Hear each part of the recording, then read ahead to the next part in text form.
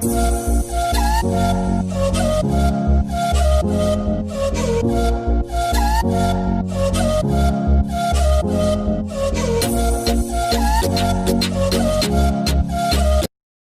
semuanya, kembali lagi di channel One Piece. Kali ini kita akan membahas One Piece chapter 990. Tanpa basa-basi, kita akan masuk ke dalam pembahasannya. Check it out. Chapter ini banyak bercerita soal nasib para Tobiropo yang sebelumnya diminta mencari keberadaan Yamato. Sasaki yang pada chapter 982 diborgol di sebuah pohon oleh Kyoshiro alias Denjiro akhirnya berhasil meloloskan diri. Dia bebas setelah pohon tempat dia diborgol terbelah berkat kekuatan Lin alias Big Mom. Di salah satu panel, Sasaki pun menyebut bahwa pohon yang tumbang itu keramat. Namun, tak dijelaskan lebih lanjut alasan pohon tersebut disebut keramat. Adegan langsung pindah ke adu argumen antara King dan Queen. King menyindir Queen yang tak becus mengandalkan penjara Udon sehingga para tawanan di sana bisa kabur dan ikut dalam pemberontakan di Onigashima. King lantas menghubungi seluruh anggota Tobiropo untuk berhenti mencari Yamato dan mengalihkan fokus pada aliansi bajak laut dan samurai pemberontak. King mengatakan bahwa Tobiropo harus melindungi Kaido dengan cara menghalau usaha bajak laut topi jerami yang mau menuju lokasi pertarungan antara Kaido dan Nendra Scabbard. Who is Who, Sasaki, dan Black Maria tampak tak masalah dengan perubahan perintah tersebut, sedangkan Ulti memaki King yang dianggap tak menepati janji.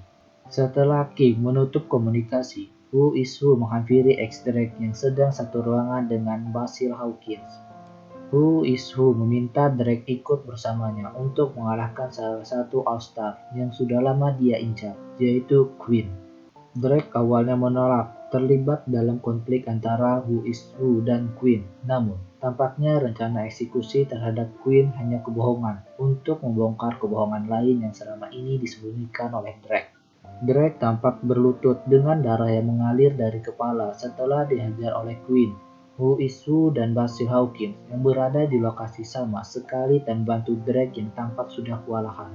Who is Who mengatakan bahwa dia mendapat informasi bahwa Drake adalah orang yang telah membebaskan Law saat Kapten Pirates itu ditangkap dan dipenjara di Flowers Capital. Kemungkinan besar orang yang memberitahu informasi itu adalah Basil Hawkins. Saat Law dibebaskan, dia sempat berkelahi dan mengalahkan Hawkins. Momen pembebasan Law diceritakan di One Piece chapter 954 dan saat itu sosok yang bebaskan Law hanya diperlihatkan siluet kakinya saja. Namun, memang sudah banyak yang sudah menduga bahwa sosok tersebut adalah Drake. Pada One Piece chapter 956, Eiichiro Oda membocorkan identitas asli Drake. Drake yang saat itu digambarkan sedang menghubungi Kobe diperkenalkan sebagai anggota unit SWORD yang berada dalam naungan Angkatan Laut. Mundur jauh ke saat pertama kali diperkenalkan di dunia One Piece sebagai salah satu supernova, yaitu pada chapter 498. Drake disebut sebagai mantan anggota Angkatan Laut yang pindah haluan untuk menjadi bajak laut. Ternyata, informasi 12 tahun lalu itu adalah kisi-kisi bahwa Drake memang anggota Angkatan Laut yang menyamar menjadi bajak laut, hingga akhirnya berhasil menyusup ke bis Pirates pimpinan Kaido. Meski tindakannya membebaskan Law sudah ketahuan, baik Queen, King, maupun Hawkins tampaknya belum tahu mengenai status Drake sebagai anggota Angkatan Laut. Itu mengacu pada perkataan mereka semua yang mempertanyakan Drake beraksi seorang diri atau bagian dari organisasi lain. Queen berencana untuk menyiksa Drake sampai dia mengaku, namun Drake berkuku bahwa dia tak akan membocorkan jati dirinya meski harus mati. Dengan menggunakan sebuah ledakan, Drake melarikan diri dari kepungan Who is Who, Queen, dan Hawkins untuk mencari bantuan. Chapter 990 juga sedikit memperlihatkan perkembangan pertarungan antara Kaido dan Nendra Scabbard, serta bajak laut topi jerami yang melawan dua anggota Numbers. Prajurit suku Ming masih sibuk bertarung dengan Jack, satu anggota Numbers, dan personel bis Pirates yang melindungi Kaido. Sementara itu, Kinemon dan kawan-kawan menunggu kesempatan untuk bisa menyerang Kaido yang masih siap siaga dalam bentuk naganya. Saat prajurit suku Ming tampak kewalahan menghadapi Jack, Kin sudah siap untuk menghunuskan pedangnya. Namun, tindakan itu ditahan oleh Nekomamushi dan Inurashi yang sudah dalam mode sulong meski penampakannya masih belum jelas diperlihatkan secara jelas. Inurasshi dan Nekomamushi mengatakan bahwa Jack urusan mereka dan pasukan Sukumin.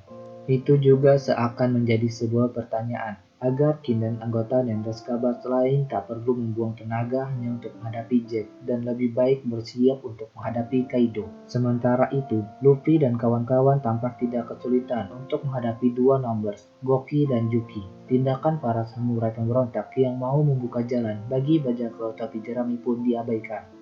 Zoro langsung menebas palu gada yang dipegang Goki. Jinbei menangkap satu bagian palu yang hampir menimpa para samurai dan Luffy menggunakan Guilford Bondsman untuk memukul jatuh Goki. Momen ini mengingatkan Luffy dengan kejadian saat menghadapi Oars. Dia menyebut jika kemampuan mereka sekarang masih sama dengan saat itu, maka mereka harus bekerja sama untuk mengalahkan satu orang Numbers. Namun, karena kemampuan seluruh anggota topi jerami meningkat setelah berpisah selama 2 tahun, maka mengalahkan Numbers yang serupa dengan Oars bukanlah sesuatu yang sulit. Sosok Luffy dalam mode Botsman pun sedikit mengingatkan Hyogoro pada sosok dewa penjaga, atau dikenal dengan sebutan Myo dalam ajaran Shinto dalam agama Buddha. Terdapat 5 dewa yang masuk kategori di Wisdom Key, yaitu Achala, Triola, Kundali, Yamantaka, dan Vajrayasaka. Namun, tidak jelas dewa mana yang disebut Hyogoro memiliki kesamaan dengan sosok Luffy. Saat Luffy hendak mengarahkan tinjunya ke arah Goki, Drake tiba-tiba muncul dari bagian atas kastil Onigashima. Ledakan yang digunakan untuk kabur dari kepungan Who is Who, Queen, dan Hawkins membuat tubuh Drake terlempar keluar kastil, dan dia langsung dihadapkan dengan situasi pertarungan antara Luffy dan kawan-kawan. Jurus Gomu Gomu no Kongun, Luffy mengenai Goki, sementara Drake melancarkan Excalibur ke arah Juki.